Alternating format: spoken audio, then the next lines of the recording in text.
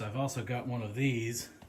This is the Kel Tec PR57, which is a kind of an interesting pistol. No removable, no detachable box magazine, 20 or 22 round capacity 5.7 that's California legal. So, but it loads very interesting. It loads sort of like an old-timey bolt action. It comes with what are essentially these stripper clips that you load and plunge the rounds into the built-in magazine, which I'll demonstrate in a moment.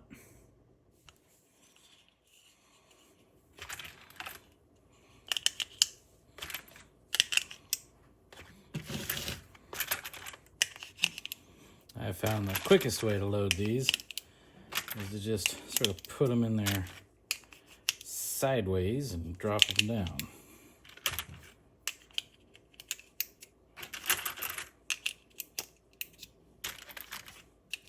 Except for the last one, which has to be loaded almost like the last round in a magazine, where it kind of gets forced down and snaps in place. It holds them pretty sturdy.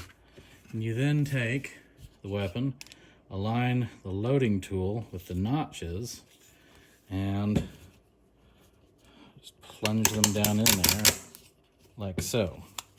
There's the first 10 rounds. And the second 10 rounds. Whoop. Now you can also manually load it through the top like a bolt action. And then, well, guess I've jammed this one up a little bit.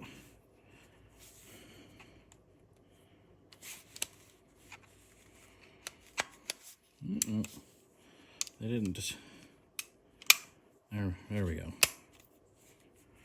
Yep, it jammed up on the feed ramp.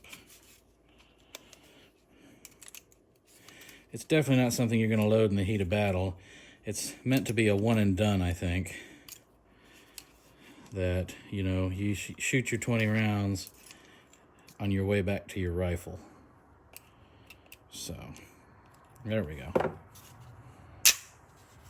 Now it's ready to shoot. No manual safety, just the trigger. Very lightweight, weighs almost nothing. I'm going to take it out and shoot it here in a moment, and we'll see what happens. Okay, here we are on the range. We'll see what kind of damage we can do with this thing. Let's see how we do.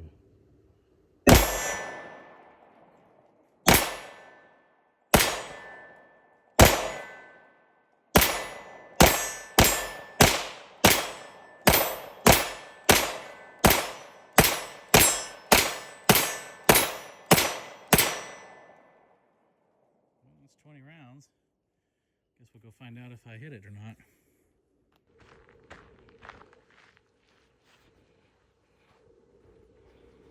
Let's see.